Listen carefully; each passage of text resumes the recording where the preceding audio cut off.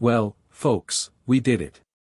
Karen and I survived our first full week on the road in Van Gogh, our trusty, if sometimes temperamental, camper van. It feels like a lifetime ago that we were standing in our empty house, the echo of 30 years of memories bouncing off bare walls, keys ready to hand over. But it was only 7 days. 7 days of chaos, laughter, a few near misses, and an overwhelming sense of, well, freedom. This is what happens when two people, comfortably into their 50s, decide to trade a life of routine for the great unknown. The final morning in the house was a blur. Movers had come and gone, taking the bulk of our lives to storage, leaving us with what we thought were just the essentials for Van Gogh. Oh, how wonderfully naive we were. I remember looking at Karen, her face a mixture of excitement and a touch of trepidation that mirrored my own. "Ready for this, love?" I'd asked, my voice a little shakier than I intended. She took a deep breath, a smile finally winning out. "As I'll ever be. Let's go make some memories, John." And just like that, we were walking away from the front door for the last time. Van Gogh was parked at the curb, looking rather smug, I thought, almost bursting at the seams. We'd spent months, no, years, dreaming about this moment, meticulously planning the van conversion, endlessly debating what to bring. You can plan all you want, but nothing quite prepares you for the reality of cramming your existence into 70 square feet on wheels. The adventure wasn't some distant mountain range or exotic coastline just yet, the adventure was simply starting the engine and pulling away from the familiar. The challenge was the weight of goodbyes, the thrill of hellos to a life completely unwritten, and the immediate, pressing need to find somewhere, anywhere, to park for our very first night. I slid into the driver's seat, the upholstery still smelling new, a scent of promise. Karen settled beside me, map app already open on her phone, a determined glint in her eye. "Okay, Captain," she said, patting my arm. "To boldly go where we've never gone before, or at least, not in this thing." I turned the key. Van Gogh rumbled to life, a reassuring, throaty sound. That first mile felt monumental, each turn of the wheel a conscious severing of old ties and the forging of new, mobile ones. The van felt enormous compared to our old sedan. Every corner was a calculated risk, every passing car a potential threat to our wing mirrors. I recall gripping the wheel so tightly my knuckles were white. "Easy does it," Karen murmured, though I suspected she was talking as much to herself as to me. We were pioneers in our own small world, and our frontier was the open road, beginning with the slightly terrifying prospect of navigating city traffic in a vehicle that felt like a small apartment. The plan for day one? Survive. And find a patch of ground to call home, even if just for a night. That first drive was a masterclass in heightened senses and unspoken anxieties. We'd aimed for a highly rated campsite about 2 hours away, a gentle breaking-in period, we thought. The journey itself was uneventful in terms of actual incidents, but my internal monologue was a frantic commentary on lane discipline and spatial awareness. Karen, bless her, was the picture of calm, pointing out landmarks, occasionally reminding me to breathe. "You know," she said, after I'd successfully navigated a particularly tight roundabout, "for someone who used to parallel park a minivan with his eyes closed, you look remarkably stressed." "This isn't a minivan, Karen," I'd grumbled good-naturedly. "This is our house. And it's got a temperamental gas hob." We arrived at the campsite as dusk began to settle. The initial challenge, finding a level spot. You don't realize how unlevel the world is until you try to sleep in a vehicle. We shunted back and forth, Karen outside directing me with hand signals that seemed to get more elaborate with each attempt, until we were level-ish. Then came the grand experiment of our first van-cooked meal. We'd envisioned romantic dinners under the stars. The reality was more like a choreographed wrestling match in a shoebox. Past the olive oil, I'd say, already wedged between the counter and the bed. "Can't," Karen would reply, "your elbow is in the cutlery drawer." We bumped into each other constantly, a clumsy ballet of limbs and apologies. It was comical, frustrating, and strangely exhilarating. We eventually produced a passable pasta dish, eaten off our laps because deploying the tiny table seemed a bridge too far for night one. We also discovered, with a sinking feeling, that we still had far, far too much stuff. Every cupboard, every nook, every cranny was stuffed. Where on earth did all this come from? Karen wondered aloud, staring at a box overflowing with kitchen gadgets we deemed essential. I had a feeling our definition of essential was about to undergo a radical revision. The first night was an experience. The level-ish spot turned out to be more ish than level, resulting in a subtle but persistent feeling of rolling towards one side of the bed. And the romantic silence under the stars. It was punctuated by the distant hum of a main road we hadn't noticed in our eagerness to park. Sleep was fitful. But when the sun finally peeked through Van Gogh's curtains, casting a golden glow on Karen's sleeping face, a wave of profound contentment washed over me. We'd done it. We'd survived night one. Day two dawned with a fresh set of minor crises. First, the coffee situation. In our old house, the coffee machine was a finely tuned instrument, delivering the perfect brew at the touch of a button. Here, it was a French press, ground coffee, which I was sure I'd packed but couldn't immediately locate, and the challenge of boiling water on the tiny gas hob without setting off the smoke alarm. It took a surprisingly long time, and a fair bit of rummaging, during which Karen discovered we'd forgotten to pack a tin opener. An essential, wouldn't you say? She'd asked, holding up a can of beans with a wry smile. Add it to the list, I sighed, finally triumphing over the coffee. It wasn't perfect, but sitting there, mugs in hand, looking out at a dew-kissed field, it felt like the best coffee I'd ever tasted. Later, we ventured out for our first vanlife grocery shop. This was another learning curve. Our fridge was miniature. We had to think in terms of single meals, not weekly stocks. We wandered the supermarket aisles, peering at package sizes, debating the merits of powdered milk versus a small carton of fresh. It was a far cry from the leisurely shopping trips of our past. But, as we successfully stowed our carefully curated supplies, there was a small thrill. We were becoming more efficient, more considered. That evening, we found a quieter spot, a small, family-run campsite further off the beaten track. The meal was simpler, the table was deployed, and we didn't bump into each other quite as much. It was progress. A small victory, perhaps, but a victory nonetheless. We even laughed, genuinely laughed, at our earlier clumsiness, the sound echoing in the quiet country air. By day 3, a certain rhythm, albeit a slightly chaotic one, began to emerge. We also had a collective, aha, moment regarding our possessions. It happened while I was trying to find my hiking boots, which I was convinced were under the passenger seat, but were actually buried beneath a mountain of Karen's craft supplies in an overhead locker. This isn't working, Karen declared, hands on hips, surveying the mild explosion of stuff that now littered the small floor space. We need a system. A ruthless system.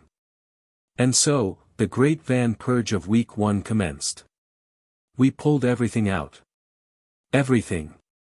It was astonishing, and slightly embarrassing, how much we'd managed to cram in. We sat on the grass beside Van Gogh, surrounded by our worldly goods, looking like we were preparing for a very disorganized yard sale. Okay, I said, picking up a particularly elaborate potato ricer I vaguely remembered buying. Do we really need this? Karen picked up a set of 3 identical wooden spoons. Or 3 of these. That was the turning point. We became brutal. If it hadn't been used in 3 days, if it had a more compact alternative, or if its primary purpose was purely sentimental but too bulky, it was in the reevaluate pile. This pile quickly grew. Our new mantra, born of desperation and a desire for shinroom, one in, one out, or, in this initial phase, lots out, nothing new in, Karen, ever the practical one, devised a clever system using collapsible fabric boxes and Velcro straps for the remaining items, instantly creating more usable space. We felt lighter, both literally and metaphorically. It was as if shedding those unnecessary possessions also shed some of the initial anxiety. Day 4 saw us actioning the Great Purge. We found a charming little town with a well-stocked charity shop. The lady behind the counter, a kindly soul with twinkling eyes, listened to our tale of novice vanlifers with an amused smile. "Oh, we get a few of you," she chuckled. "You all start out with too much. You'll learn." We left significantly less burdened, Van Gogh breathing a sigh of relief alongside us. To celebrate our newfound space and efficiency, we decided on a proper walk. The local park we'd initially dismissed as just a park turned out to be a hidden gem, with winding woodland paths and a babbling brook. We walked for hours, talking not about logistics or what to discard next, but about the birdsong, the way the light filtered through the leaves, the simple joy of stretching our legs. There was a subtle shift in the atmosphere inside Van Gogh. It was starting to feel less like a storage unit on wheels and more like a cozy den. We weren't bumping into each other quite as often. We knew where, most, things were. A sense of calm, of tentative order, was descending.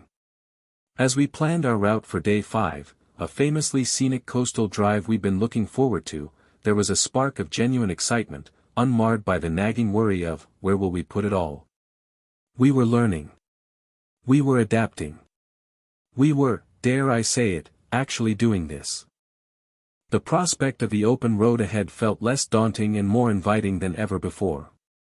Day 5 dawned bright and beautiful, perfect for the scenic coastal drive we'd earmarked as one of our first, must-do, experiences. We set off early, Van Gogh purring contentedly, the newly organized interior a testament to our ruthless decluttering. The views were, quite simply, breathtaking. Azure waters crashed against rugged cliffs, tiny fishing villages nestled in sheltered coves, and the air tasted of salt and freedom. I found myself actually relaxing at the wheel, pointing out seals basking on rocks, while Karen snapped photos, her face lit with pure joy. "This," she said, turning to me with a wide grin, "this is what it's all about, isn't it?" It was indeed. For a few glorious hours, everything was perfect.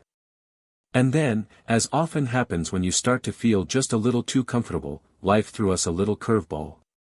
We were navigating a particularly narrow stretch of road, hemmed in by ancient stone walls on one side and a sheer drop on the other, when a little orange light blinked insistently on the dashboard, tire pressure warning.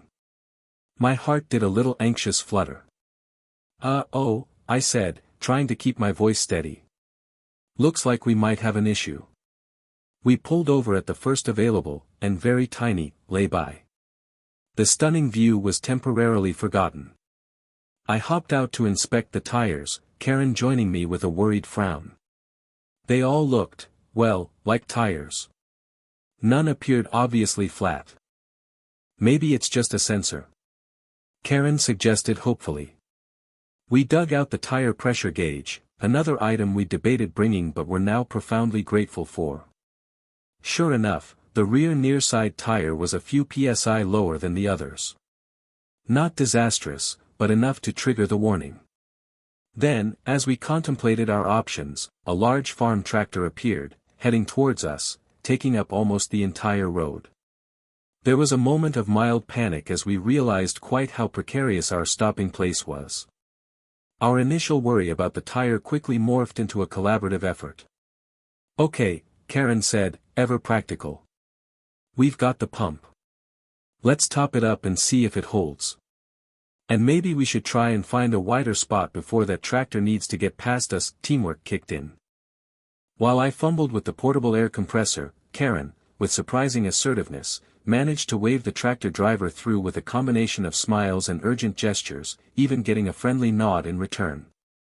We successfully inflated the tire, the warning light extinguished, and a wave of relief washed over us. The minor mishap, the tight squeeze with the tractor, it all just added to the adventure. And here's the funny thing, because we'd been focused on the tire, and then the tractor, we'd inadvertently pulled into a spot that, while narrow, offered an even more spectacular panorama than the designated viewpoints. It was a little grassy patch, just big enough for Van Gogh, overlooking a secluded bay we hadn't noticed before. "Well," I said, leaning against the van, "the crisis averted, that wasn't in the brochure, but look at this view. Karen was already unpacking the kettle. I think this calls for a celebratory cup of tea, don't you? She declared. So we sat there, mugs in hand, the salty wind in our hair, watching the waves roll in. The minor drama had led us to an unexpected moment of perfection. It was a powerful reminder that sometimes the detours, the little stumbles, lead to the best discoveries. This was it. This was the essence of the freedom we craved. After our impromptu tea break at the tractor viewpoint, as we'd christened it, we continued our journey, the slight tire deflation a distant memory, though we made a mental note to get it properly checked. The rest of the scenic drive was glorious, perhaps even more so because of our little adventure. We found a lovely, terraced campsite nestled into a hillside overlooking the sea for that night. Setting up felt almost routine now. The leveling blocks came out, the electric hookup was connected, the kettle was on again, all with a newfound, if still slightly clumsy, efficiency. It was amazing how quickly certain actions were becoming ingrained. Over a surprisingly delicious dinner of pesto pasta, we were becoming quite adept at one-pot wonders. We talked about the day. You know, Karen mused, swirling her fork, a week ago, that tire light would have sent me into a complete tailspin. I'd have been convinced we were stranded. Me too, I admitted. I probably would have called roadside assistance before even checking the pressure, we both chuckled. But we handled it, didn't we? She continued, a note of pride in her voice. We didn't panic, we worked it out, and we even managed to charm a tractor driver, it was true. There was a growing confidence, not just in our ability to manage Van Gogh, but in ourselves, in our ability to cope with the unexpected. This life wasn't about avoiding problems, it was about facing them together, with a bit of ingenuity and, increasingly, a sense of humor. We were learning that our combined strengths, honed over 30 years of marriage, were our greatest asset on the road. As the sun began to dip below the horizon, painting the sky in fiery oranges and soft purples, we took our camping chairs outside Van Gogh. The air was cool and fresh, carrying the scent of pine from the nearby trees and the faint, distant tang of the sea. A profound sense of peace settled over us, a quiet contentment that had been conspicuously absent from our busy, schedule-driven lives back home. This was different. This was slower, more intentional. We weren't just rushing from one obligation to the next. We were present, in this moment, in this beautiful place.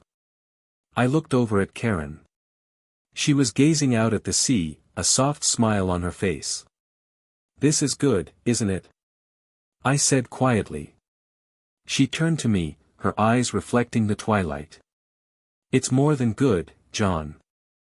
It's right, and in that simple word, right, I felt the validation of every difficult decision, every moment of doubt we'd faced in making this leap. The van was no longer just a vehicle, it was becoming our haven, our observation deck onto a world we were only just beginning to explore. Day 7, the culmination of our first week. We woke to the sound of birdsong, not an alarm clock. It felt symbolic. We decided to have a slow morning, no mad dash to the next destination. Just coffee, a leisurely breakfast, and time to reflect. We spread out our road atlas on the small table, the very same atlas we'd pored over for months, dreaming, and traced the route we'd taken. It didn't look like much on paper, a tiny little loop. But for us, it represented a monumental journey. Can you believe it's only been a week? Karen asked, shaking her head. It feels like we've learned a year's worth of lessons. Tell me about it, I laughed. I now know more about tire pressures, the optimal way to pack a tiny fridge, and the precise angle at which to park Van Gogh to avoid rolling out of bed than I ever thought possible. We talked about the steep learning curve, the initial overwhelm, the sheer amount of stuff we'd thought was essential and now couldn't imagine needing. We reminisced about the first disastrous pasta attempt, the Great Purge, the tractor incident. Each memory, even the challenging ones, was already tinged with affection. This wasn't the sanitized, picture-perfect version of van life you see on Instagram. This was real, sometimes messy, occasionally frustrating, but undeniably ours. And it was so different from the comfortable predictability of our old life. The joy wasn't in everything being perfect, it was in navigating the imperfections together. This whole experience, even just this first week, was already reshaping our understanding of freedom. It wasn't just about being able to go wherever we wanted, it was freedom from the tyranny of too many possessions, freedom from a schedule dictated by others, freedom from the unspoken pressure to keep up with expectations that no longer felt relevant. And doing this after 50. It felt like we'd been given a second chance at adventure, a chance to redefine what living fully meant for us. Our relationship, already a comfortable, well-worn tapestry woven over 3 decades, was finding new threads. We were seeing sides of each other we hadn't seen in years, the problem solver, the calm negotiator, the resilient adventurer. We were a team, not just by default, but by active, daily choice. The key takeaway from this inaugural week? We could do this. We were doing this. There would be more challenges, undoubtedly. More breakdowns, hopefully minor, more navigational quandaries, more days when the weather didn't cooperate or when we simply got on each other's nerves in a confined space. But beneath it all, there was a bedrock of shared purpose and a burgeoning excitement for the road ahead. The initial anxieties had largely dissipated, replaced by a quiet confidence and a deep sense of gratitude. Gratitude for our health, for our partnership, for the courage to take this leap, and for Van Gogh, our slightly battered but beloved home on wheels. We had survived, we had learned, we had laughed, and remarkably, we hadn't once considered turning back. As we packed up from that peaceful 7th night spot, there was a new lightness in our movements, a shared understanding that needed no words. The van felt more spacious, not because it had physically grown, but because we had learned to inhabit it more thoughtfully. So, Karen said, clipping in her seatbelt, a mischievous twinkle in her eye, "Where to next, skipper?" I unfolded the map, a genuine thrill running through me. "Well, I heard there's this amazing coastal route further north, supposed to have incredible seafood shacks and maybe even some puffin sightings if we're lucky." I glanced at her, my own excitement bubbling. "Fancy a bit of birdwatching and a lobster roll?" Her grin was all the answer I needed. 1 week down, a lifetime of stories hopefully still to come. The dream wasn't just a dream anymore, it was our reality, unfolding 1 mile, 1 shared laugh, 1 slightly stressful but ultimately rewarding experience at a time. This first week was the proving ground. It tested our patience, our ingenuity, and occasionally, our sanity. But it also revealed a resilience we'd perhaps forgotten we possessed, and a capacity for joy in the simplest things, a perfectly brewed cup of coffee in a new place, the successful navigation of a tricky parking spot, the shared silence watching a sunset. It proved that trading the routine wasn't an escape, but an exchange, swapping predictability for possibility. Thanks for coming along with us on this very first, slightly chaotic, but ultimately wonderful leg of our journey. We hope it shows you that if we can fumble our way through it, anyone with a dream and a willingness to learn, and laugh at themselves, probably can too. Until next time, keep dreaming, keep exploring, and keep living fully, 1 mile, 1 story at a time. We'll see you out there.